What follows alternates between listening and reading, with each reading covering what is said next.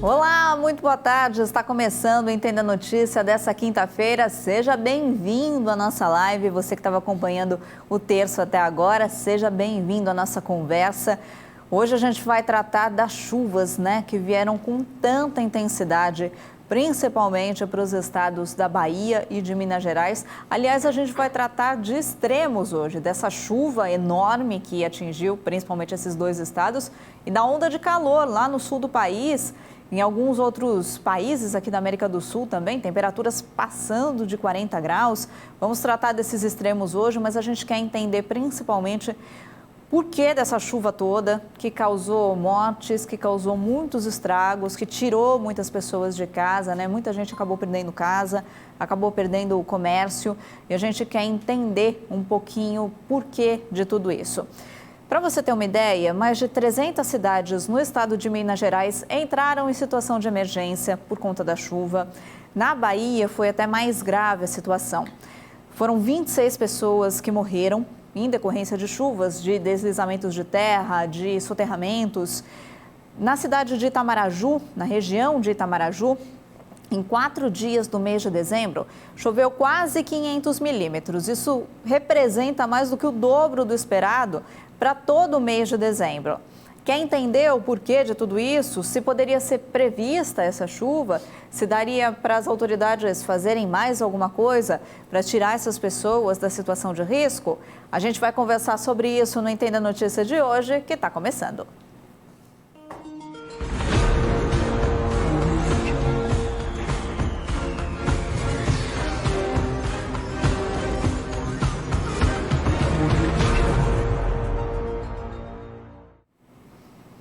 Claro, vou querer entender também com o meu convidado de hoje no Entenda a Notícia se tem chance dessa chuvarada toda se espalhar para outras partes do país, Maranhão, Piauí também tiveram problemas com chuva, Fortaleza também, não tão intensos como aconteceu na Bahia e em Minas, mas também tiveram problemas. E eu quero saber se essa chuva toda também vai atingir outras regiões do Brasil para a gente poder ficar atento, Quem mora aí em outras regiões, sudeste, sul do país, no centro-oeste, para a gente poder ficar atento. Vou convidar então o meu convidado de hoje, vou chamar para a conversa Bruno Baini, que é meteorologista do CEPAGRE da Unicamp, está aqui para explicar para a gente tudo isso.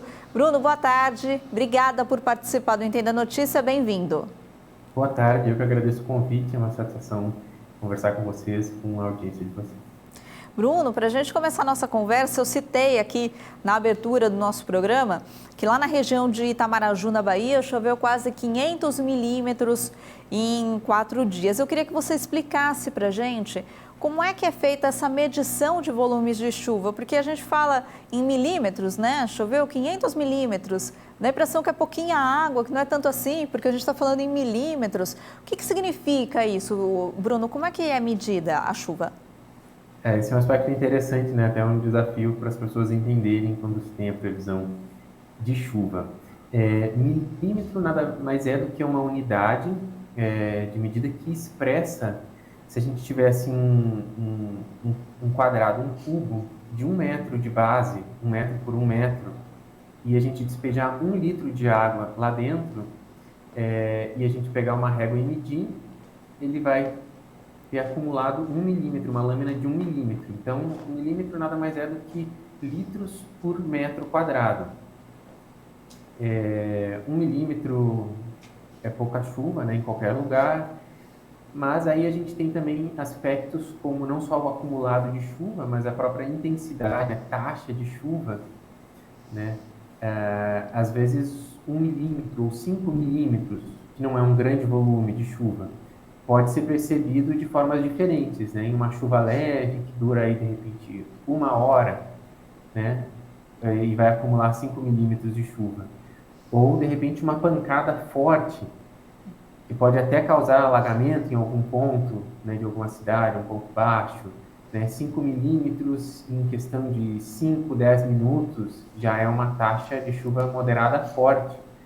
Então, tudo isso também influencia, faz parte do pacote, influencia, exatamente. Então, quando a gente fala de milímetros de chuva, a gente está falando de uma lâmina de água, 1 milímetro em 1 metro cúbico ali. Se a gente Exato. transporta isso para uma cidade toda, por isso que dá esse volume tão grande de chuva e causa esse estrago todo, né? Quando a gente fala choveu 100 milímetros, choveu 150 milímetros. Exatamente, exatamente. 100 milímetros em um dia já é uma taxa de chuva altíssima. A maioria das localidades, 50 milímetros já é um evento de chuva extrema, né? Já causa muitos transtornos. 25 milímetros, tipicamente também, já vai causar algum transtorno em alguma região, em alguma cidade. Bruno, o verão ele é a época de chuvas, né? Tradicionalmente é mais de chuvas aqui no Brasil, mas não tanto lá na região Nordeste, que é uma região mais seca. O que causou essa chuva toda, principalmente lá na Bahia e depois que migrou lá para Minas Gerais? Exatamente.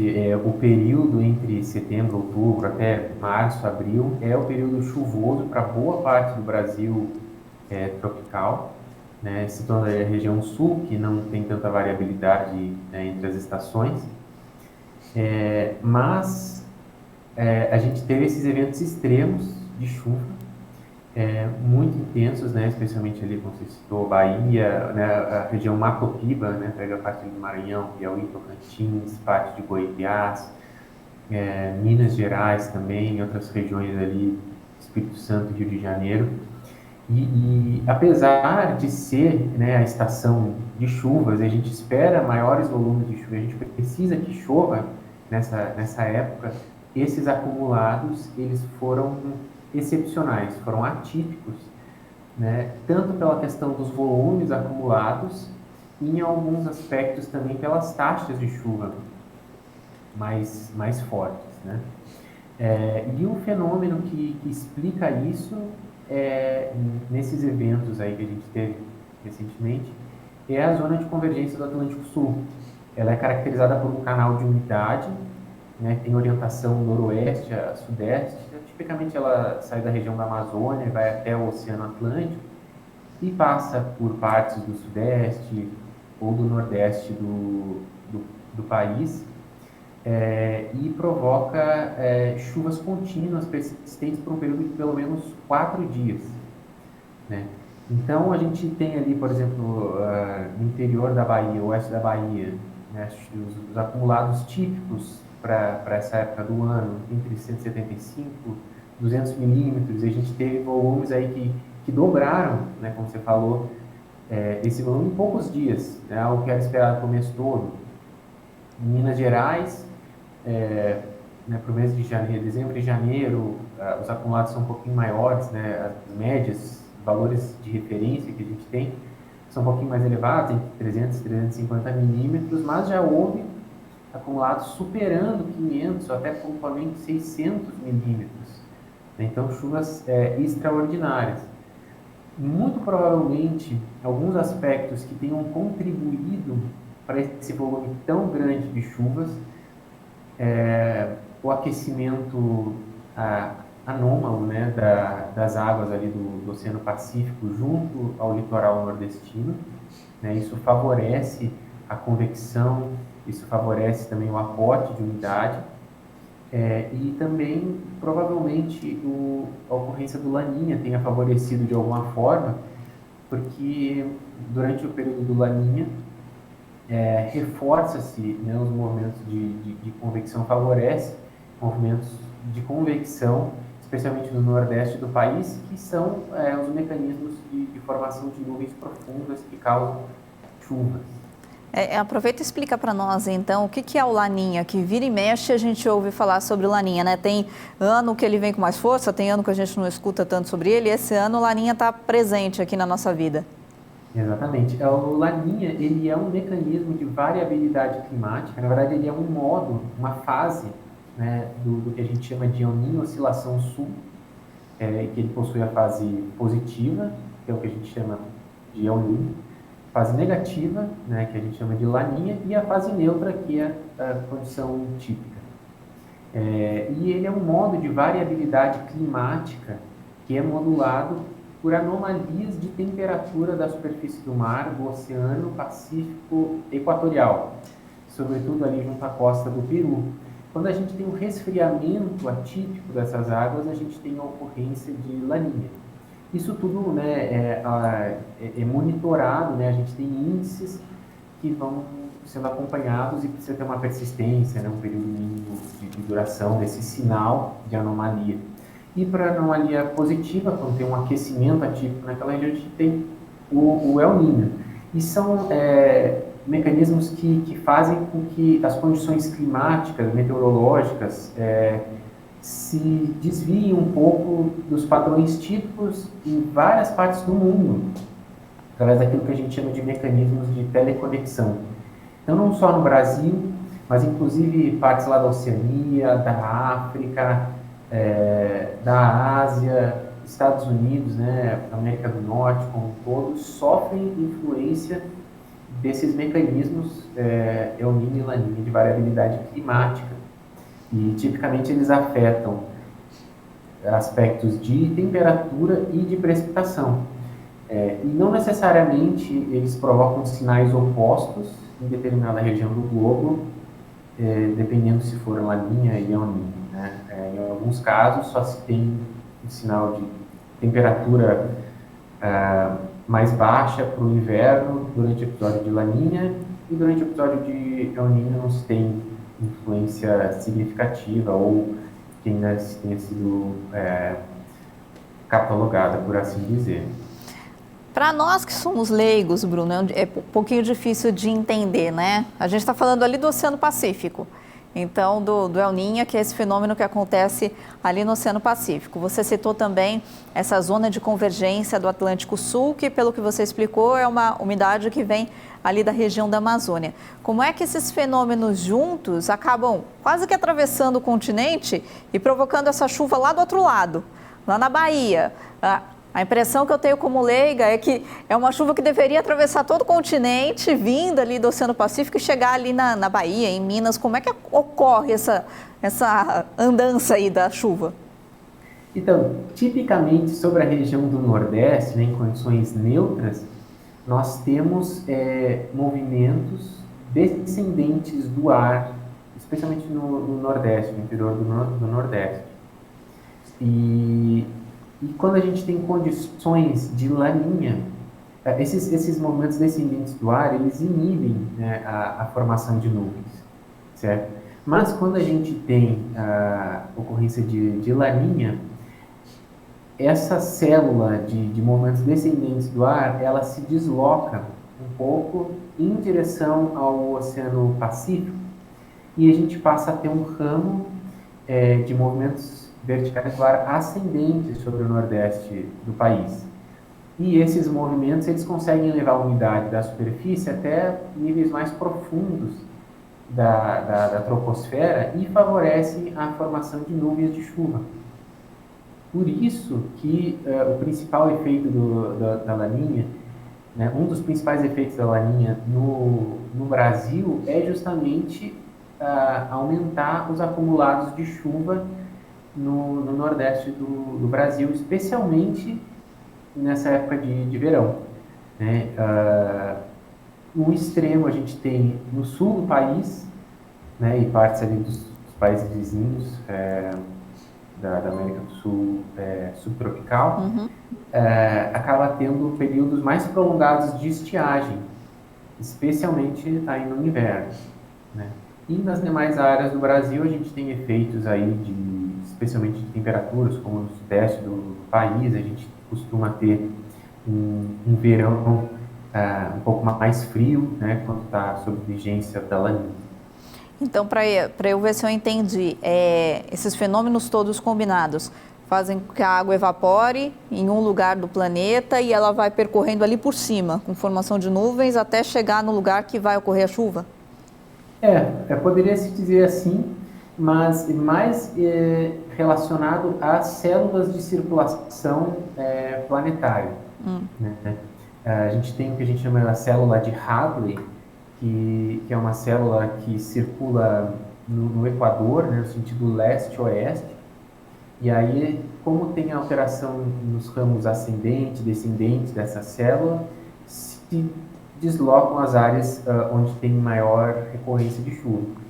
E aí, nessa situação que a gente está agora, a região do nordeste do país, né, tem esses momentos verticais ascendentes e favorece para que a umidade que está ali no local mesmo, e é uma umidade que vem tanto do oceano, que vem de partes ali da Amazônia, que consigam chegar a níveis mais profundos da troposfera e favorecer a ocorrência de chuva.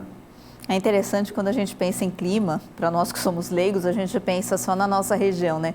E o planeta é meio que uma coisa só, né? É uma região só que esses fenômenos que acontecem em cada um em uma parte do planeta contribuem para essas formações. E aí eu já te pergunto, a chuva da Bahia e de Minas, elas são provocadas por esses mesmos fenômenos? Exatamente, é o mesmo fenômeno, mas eventos diferentes, né? Nos dois casos, a gente teve esse episódio de zona de convergência do Atlântico Sul. Nos dois casos, houve uma grande intensidade, resultou em acumulados impressionantes, né? Algo que é interessante assim, é que a zona de convergência do Atlântico Sul é um mecanismo importante, essencial, eu diria, para o regime de chuvas de boa parte do país, né? E nem sempre a gente tem problemas associados às águas. Mas nesses casos nós tivemos não só chuvas persistentes, mas volumes excepcionais. E é possível prever com quanto tempo de antecedência, se é que é possível prever que essa chuva vem dessa forma tão volumosa para uma determinada região do país? É possível prever, sim, e a gente tem sistemas de alerta, né? Obviamente, a previsão quantitativa de chuva é um grande desafio, né? Dizer o quanto de chuva, né, os milímetros de chuva que são esperados para determinada região. A gente tem tipos diferentes de chuva, tem chuva que é mais isolada, chuva que é mais generalizada, né? Então, isso tudo passa também pelo crivo, pelo entendimento do meteorologista na hora que ele está interpretando as informações. Mas, de forma qualitativa, é possível, sim, a gente determinar isso, né, estimar e contribuir para a elaboração de alertas. Foram emitidos alertas, né, de chuva intensa para esses episódios. Eu não sei em cada região como que isso foi veiculado, como isso foi trabalhado, né? Isso aí depende um tanto da mobilização local, mas são emitidos alertas, sim. Em geral, a gente consegue ter um panorama um pouco abrangente, um pouco menos detalhado, para até 10 a 15 dias, né, esticando bastante, né? Mas à medida que o tempo vai passando, a gente perde um pouco de detalhamento da informação. A gente ainda assim carrega indicativos, né? Essas previsões elas são feitas através do que a gente chama de modelos numéricos de previsão do tempo, que são nada mais nada menos do que softwares matemáticos que resolvem as equações governantes dos processos atmosféricos. Então, a gente tem esses supercomputadores que resolvem essas equações, são equações pesadíssimas, né? Tem um custo computacional gigantesco, só, de fato, supercomputadores para resolver essas equações. E elas os resultados nos dão as condições, né, o prognóstico das condições atmosféricas mais prováveis para os próximos dias e até, no máximo, 2 semanas. Mas aí entra, né, algum certo grau de incerteza que a gente tem. Quem já ouviu falar o termo efeito borboleta, né? Isso é um termo cunhado por um matemático que trabalhava com previsão numérica do tempo, porque pequenas perturbações que às vezes ocorrem nessas simulações atmosféricas podem gerar resultados muito diferentes a longo prazo. Mas, em geral, a gente tem um bom grau de confiabilidade dessas previsões, até 3, 5 dias, e esse grau de confiabilidade vai caindo um pouco, especialmente no quesito de detalhamentos, né? Às vezes uma frente fria que está prevista para passar daqui a 10 dias, ela passa um pouco antes, passa um pouco depois, gera um acumulado de chuva diferente, né? Por isso que a gente tem esses indicativos e a gente vai acompanhando rotineiramente para ir atualizando dessas condições mais prováveis para os próximos dias. Por isso que vocês, meteorologistas, sofrem tanto, né? Porque fazem uma previsão e aí vem alguma coisa ali no meio do caminho e atrapalha um pouquinho e aí todo mundo fala, poxa vida, mas e aquela previsão? Mas com essa antecedência de 3 a 5 dias que você falou, que aí é mais confiável, cada município tem a sua forma, então, de avisar a população, de se precaver para evitar a tragédia, porque a chuva em si é inevitável, mas evitar talvez um número maior de mortes, de feridos. Exatamente. Isso parte aí da organização a nível regional, talvez estadual e depois municipal, né? No caso, a gente tem aí mecanismos de defesa civil, a gente tem órgãos, né, em cada localidade, né, pode ser de um sistema diferente, mas eles precisam receber, estar atentos a essa informação para antecipar os riscos, né, para antecipar o apoio à população. Certamente há graus de incerteza, né, na previsão do tempo, mas quando a gente tem indicativos de uma chuva muito intensa e que se sabe que tem um potencial de causar alagamentos, de repente há áreas, né, do país, de alguma cidade, né, de algum estado, que já podem estar preparados para ter alguma mobilização, né, evacuação e assim por diante, né. Há países como, por exemplo, nos Estados Unidos, que as pessoas estão mais preparadas, há uma organização um pouquinho maior, né, entre as esferas de ação, meteorologistas, agentes governamentais, defesa civil, e a população também está preparada, né, sabe responder a isso. Então, eu diria que imprescindível é que no Brasil a gente trabalhe mais com educação nesse sentido, porque nós somos um país afetado por eventos meteorológicos extremos, né, e a gente precisa estar preparado para isso, principalmente para evitar que tragédias ocorram no sentido de preservar vidas humanas, quem sabe preservar bens materiais também, né? A gente não consegue evitar que a chuva caia no lugar, mas a gente consegue antecipar e impedir que, de repente, que pessoas morram, que danos sejam com planos de contingência, né, de danos. Porque aqui no Brasil, além do problema de alagamento, claro, a gente tem uma questão muito forte de construções em morros, em áreas de encosta. A gente pega ali Minas Gerais, que tem tantas barragens. A gente viu uma das barragens de uma empresa, né, da Valorec, que transbordou e interditou uma grande parte do país. Então, seria importante, como você falou, essa educação, tanto dos municípios, dos estados, quanto da população, para ficar atenta a todos esses sinais e alertas e acreditarem, para a gente evitar as mortes, principalmente. Bruno, em oposição a essa chuva toda que aconteceu lá nesses locais que nós estamos falando até agora, na região sul do Brasil, e como você citou também, alguns outros países aqui da América do Sul, Paraguai, Argentina, Uruguai, a gente teve uma onda de calor extremamente forte. Temperaturas na Patagônia, Argentina, passando de 40 graus. E esse fenômeno, estamos no verão, mas são regiões que não atingem essa temperatura toda, mesmo no verão, né? O que aconteceu por lá? Exatamente. Então, a questão, né, já a boa parte do sul do país vem enfrentando uma estiagem bastante expressiva, né? Isso está se prolongando, né? E as ondas de calor, elas são causadas nesses períodos, né, de prolongados de estiagem, quando a gente tem mecanismos, sobretudo mecanismos de bloqueio atmosférico, que eles mantêm uma massa de ar, por assim dizer, aprisionada em uma determinada região e acaba intensificando suas características, né? Então a gente tem ali aquela região entre o norte da Argentina, Rio Grande do Sul, né? É uma região que quando enfrenta um bloqueio atmosférico, né, que persiste por vários dias, as temperaturas vão subindo gradativamente e vão atingindo esses extremos. E então é um mecanismo que é um fenômeno, né, ondas de calor que vai sendo construído ao longo de dias sucessivos, mas que é essencial também que a população esteja a par, porque o calor também causa riscos muito grandes à saúde humana.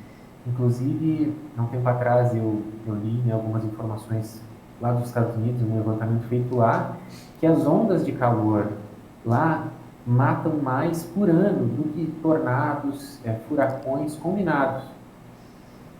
Então, é algo impressionante. E ainda nessa época de pandemia, né, eu participei ano passado de um congresso europeu e conversei com um português que ele estava falando sobre umas onda de calor intensa que aconteceu em Portugal e que acabou causando um excesso de mortes porque as pessoas estavam com receio de ir aos hospitais. Né? Então as pessoas passavam mal em virtude das altas temperaturas e não saíam de casa e acabavam, né, vindo a óbito por conta disso, né? Especialmente problemas cardíacos, né, derrames, esse tipo de situação reforçada ocorre, tem mais chances de acontecer, né, nesses fenômenos de ondas de calor. Inclusive pessoas também que tomam medicação acabam sofrendo mais nesses períodos de calor prolongado. Desidratação também é um problema forte, né? Em meados de 2021, nós tivemos várias mortes no Canadá também, por conta do calor, temperaturas aí chegando a 50 graus em algumas regiões. Todos esses eventos, nessa onda de calor muito forte que aconteceu lá no verão europeu, os meses de julho e agosto, e lá no hemisfério norte, agora essa onda de calor que tem na região sul, esse volume intenso de chuvas que a gente está tendo aqui na Bahia e em Minas, são eventos todos relacionados ou cada um tem o seu fenômeno ali para acontecer? De certa forma, não existe um evento meteorológico isolado, né? Porque a atmosfera ela está toda interligada, a gente tem esses mecanismos, né, de teleconexões, então nada acontece de forma isolada. A gente tem, por exemplo, esses eventos de seca e de calor excessivo, né, entre a Argentina e o Rio Grande do Sul. Com certeza isso está associado com excesso de chuvas também, né, na região mais tropical, equatorial do país, porque a dinâmica, né, a distribuição de umidade, de energia, ela vai sendo modulada, né, a gente tem maior concentração, maior aporte de umidade em uma região e a outra acaba deixando de receber essa umidade, né? A Amazônia, né, na América do Sul, tem um papel essencial, né? E aí quando a gente tem esses episódios de zona de convergência no Atlântico Sul, a boa parte da umidade da Amazônia é canalizada para esse fenômeno e outras partes do país acabam deixando de receber umidade, né? Então, o clima, né, as condições meteorológicas, elas são moduladas em nível global, com certeza, né? A gente tem outros mecanismos também de variabilidade climática, além do El Niño e da Laninha, né? A gente tem oscilações aí que levam em torno de décadas para completar seu ciclo. A gente tem oscilações intrasazonais, né? Mais para o final do ano passado, nós tivemos aí uma seca severa em parte do sudeste também do país, do centro e sudeste do país, né? Isso também estava relacionado com excesso de chuvas lá na região da Indonésia.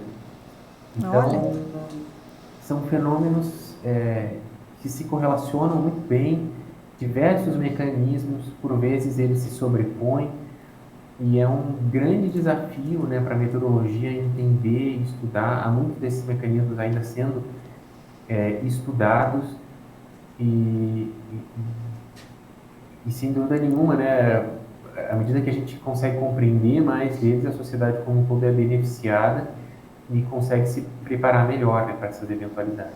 E são fenômenos que eles acontecem mesmo, né, anualmente, eles são previstos, mas as mudanças climáticas pelas quais o planeta está passando influenciam de alguma forma também? Com certeza as mudanças climáticas influenciam. Os últimos relatórios aí do IPCC, eles têm apontado que os eventos extremos eles vão acontecer e vão ser mais intensos, mais recorrentes, ondas de calor, eventos de chuva intensa e também secas, né? Então, é algo que está sendo... O nosso clima está mudando, de fato. A gente precisa entender isso, e a gente precisa se preparar, né? Medidas precisam ser tomadas em longo prazo para evitar que essas mudanças se tornem mais e mais definitivas, né? E acabem afetando de forma muito grave a forma com que a gente vive. Né? Ano passado, o país enfrentou uma grave crise hídrica, e além de problemas no abastecimento de água, nós tivemos também problemas na geração de energia elétrica, né? As contas subiram, todo mundo está pagando mais e vai continuar pagando mais, né? E foi uma crise, algo que a gente esperava que ia acabar em algum momento, né? Mas, e se um dia essa crise começar e não terminar mais, né? Isso que as mudanças climáticas apontam. Talvez alguns fenômenos, mecanismos que a gente considerava como cíclicos, como crises, como eventualidades, vão se tornar a norma, né? E aí a gente precisa estar preparado para isso, né? A agricultura, regiões em que hoje se planta café, se planta arroz, né? De repente, daqui a algumas décadas, já não vai mais ter um clima propício para aquele tipo de cultivo.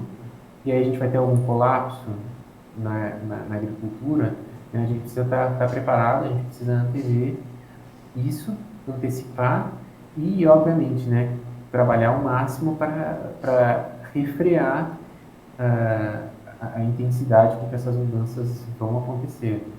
Porque com essa crise toda hídrica que nós passamos aí no ano passado e que a gente está sentindo no bolso ainda, e como você falou, a gente vai sentir por um tempo também, a gente pensa, nossa, choveu tanto, né, agora, nesse final de dezembro e começo de janeiro, mas se não chove aonde está com a crise, onde os reservatórios estão baixos, não resolve nada.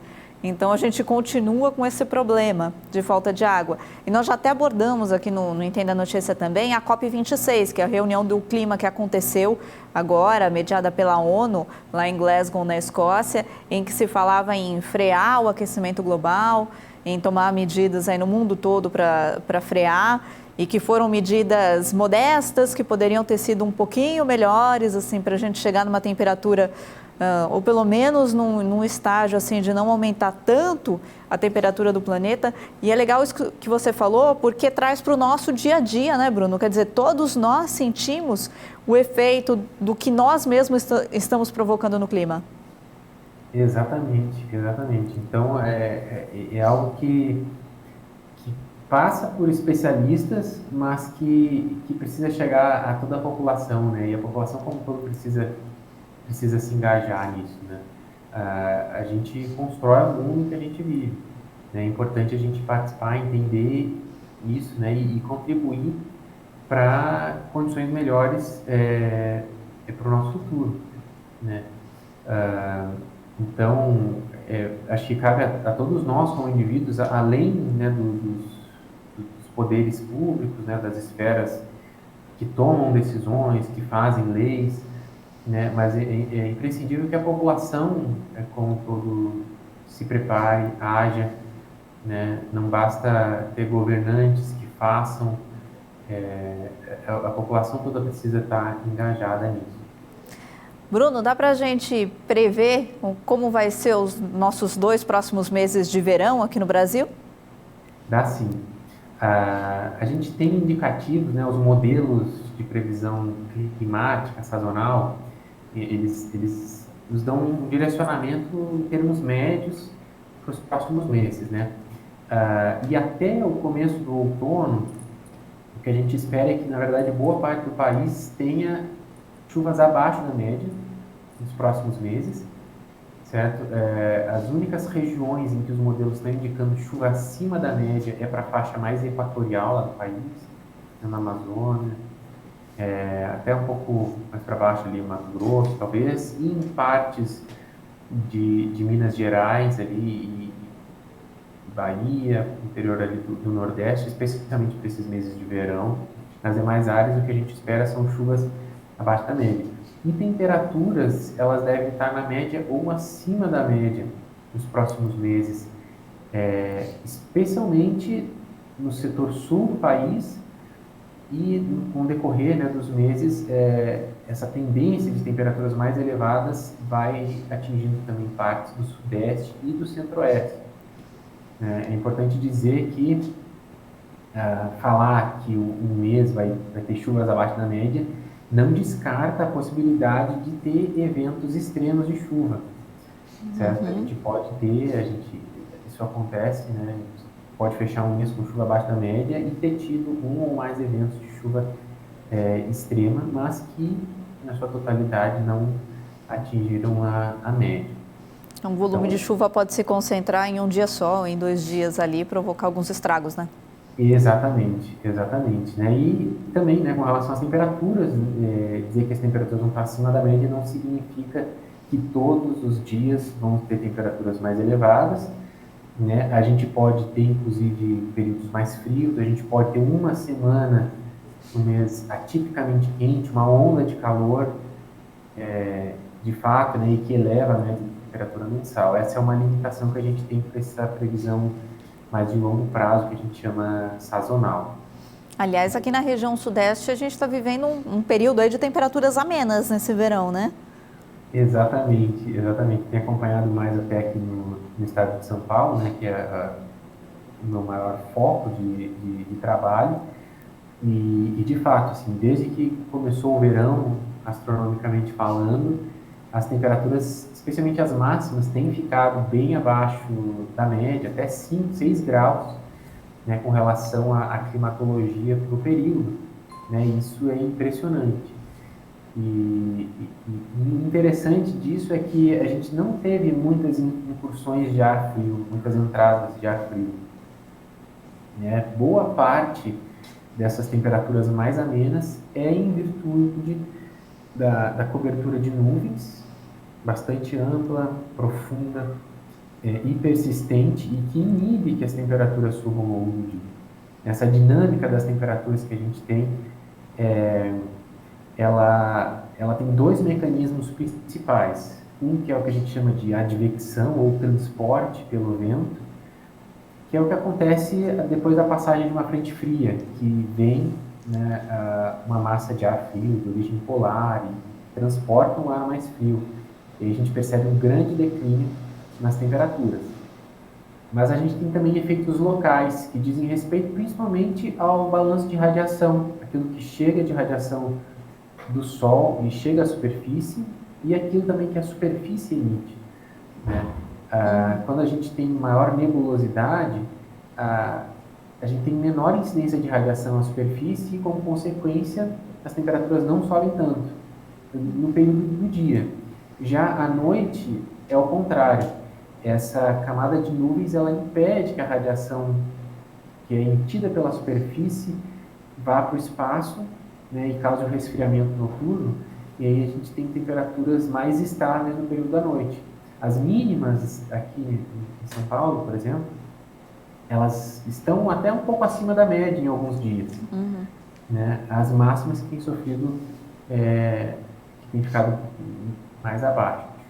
E quando a gente tem dias e noites de céu claro, a gente tem aí aqueles picos de temperatura muito alta durante o dia e maior declínio de temperaturas ao longo da noite, né? Então esse efeito local é o que tem predominado aí. A nebulosidade impede e a radiação chegue e aumente as temperaturas. Para quem gosta daquele verão típico, é uma pena que não está acontecendo, principalmente aqui em São Paulo. Bruno Baini, meteorologista do CEPAGRE da Unicamp, muito obrigada por participar do Entenda a Notícia de hoje, explicar um pouquinho para a gente esses fenômenos extremos que estão acontecendo aqui no Brasil. Eu que agradeço, disponha sempre, é um prazer estar aqui com você. Obrigada, te espero aqui em outras oportunidades. Até mais. Para você que acompanhou a gente até agora também, muito obrigada pela sua companhia. Se você conhece alguém que foi afetado pela chuva ou que mora em alguma região que pode ainda vir a ser afetada pela chuva, compartilha a nossa live que fica salva. O Bruno explicou por que esses fenômenos acontecem e por que é importante também a gente ficar atento às notícias, às notificações, os alertas que a Defesa Civil, que a polícia dá para a gente, para tentar, né? Como ele falou, a chuva não dá para evitar, mas a tragédia a gente pode evitar ou pelo menos minimizar. Então compartilhe esse conhecimento com quem você conhece. Agradeço a sua companhia. Quinta-feira que vem o Entenda Notícia está de volta. Até lá.